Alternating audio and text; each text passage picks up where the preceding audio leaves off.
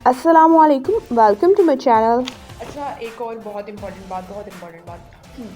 कुछ बच्चों को शॉर्ट लिस्टिंग में प्रॉब्लम होता है।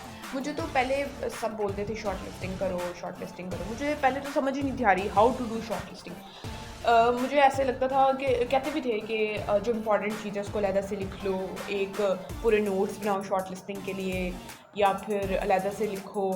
लेकिन मैं कहती थी अब पूरी किताब अलहदा से लिखने कैसे बैठे हैं। मुझे कुछ लोग करते भी हैं, कुछ लोग इस तरह करते भी हैं, वो अलहदा से अपनी एक डायरी या रजिस्टर ले लेते हैं, उन पे इंपॉर्टेंट लाइन्स लिख भी लेते हैं। बट मेरे लिए ये शायद बहुत डिफ़िकल्ट था, मुझे समझ में नहीं थी आती how to do shortlisting. But फिर हमें एक लेक्चरर ने बताया how to do shortlisting, और मुझे उनका बहुत ही इफ़ेक्टिव मेथड लगा, और तब मुझे समझ आया how to do shortlisting. अच्छा, मैं यहाँ पे आपको दिखा देती हूँ। यहाँ पे मैंने अभी स्टार्ट ही किया है। थोड़ी सी इस तरह है कि आपने हमें उन्होंने इस तरह एग्जाम्पल दी थी कि अगर आपको ये समझ लो 3 लाइन्स दी हुई हैं, और आपने इनमें से एक इम्पॉर्टेंट है, आप इम्पॉर्टेंट को इस तरह हाईलाइट कर लें, और जो आपको एक होता है इजी चीज़ लगती है जो बहुत इजी होती है, उसको आप इस तरह कर लें।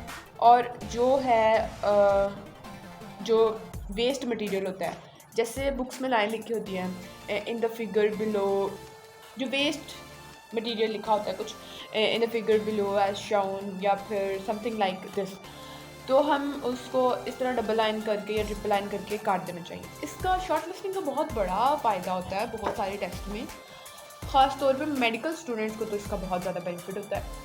इस तरह होता ये है कि आप जब at the end of the day आपके पास इतना ज़्यादा मटेरियल होता है और आपसे पढ़ा नहीं जाता, तो तब आप फिर पढ़ने बैठते हो, जो आपको ईजी लगता है वो आप पढ़ लेते हो थोड़े से टाइम पे, जो आपको इम्पॉर्टेंट लगता है फिर आप उस पर कॉन्सेंट्रेट हो जाते हो, और जो होता है आपका रफ वर्क होता है या जो होता है वेस्ट मटेरियल वो आप नहीं पढ़ते हो, उस पर आपका टाइम नहीं ज़ाया होता। तो the best way is that आपको हाईलाइटर्स मिलते हैं, आप हाईलाइटर्स ले लें। और पहले ये बच्चों ने भी पकड़े होते थे हाईलाइटर्स, मैं कहती थी पता नहीं इनको क्या ही करते हैं, शायद उनको रंग बिरंगी लाइनी किताबें पढ़ने का शौक है इसलिए पकड़ते होंगे।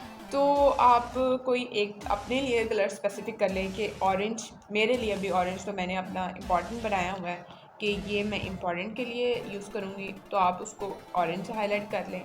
और मैंने ये जो येलो कलर है पता नहीं क्यों मेरी बुक से फेड हो जाता है, तो मैं इसको ना, शायद सिर्फ बायो की बुक से फेड होता है, बाकी फिजिक्स और केमिस्ट्री में चलता है। आप इजी को कर लें, येलो से कर लें, ठीक है, जो इजी मटेरियल है, जो आप बिल्कुल विदाउट वेस्टिंग एनी टाइम आप पढ़ सकते हैं। और जो होता है ये ब्लू कलर से जो लिखा होता है वो ज़्यादा क्लियर नज़र नहीं आता, आप उसको जो वेस्ट मटेरियल है आप उसको ब्लू से कर लें। इस तरह हाईलाइट ज़रूर करें। Short listing is very important, और शॉर्ट लिस्टिंग एक दिन में नहीं होती, 2 दिन में नहीं होती, हफ्ते में नहीं होती, बल्कि आपकी पूरी तैयारी के दौरान आप जिस तरह पढ़ते हैं, जो टॉपिक आप पढ़ते हैं, आपको साथ साथ शॉर्ट लिस्टिंग करनी चाहिए।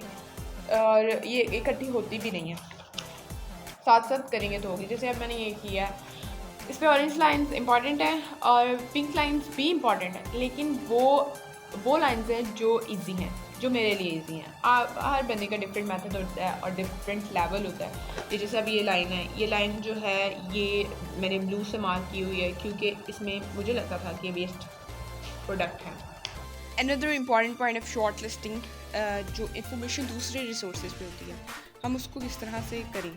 उनको आप जो स्टिकी नोट्स होते हैं उन पे लिख लें और इस तरह उनको पेस्ट कर लें ताकि वो एक जगह पे आ जाए, और इसी तरह से ये आप लिख लें जहाँ पे आपको जगह मिले खाली, वहाँ पे जो है एडिशनल इन्फॉर्मेशन ऐड करें। ये एक बहुत इंपॉर्टेंट पॉइंट है शॉर्ट लिस्टिंग का। If you like the video, then don't forget to subscribe to my channel and like the video and comment in the comment section. Thank you so much for watching and supporting.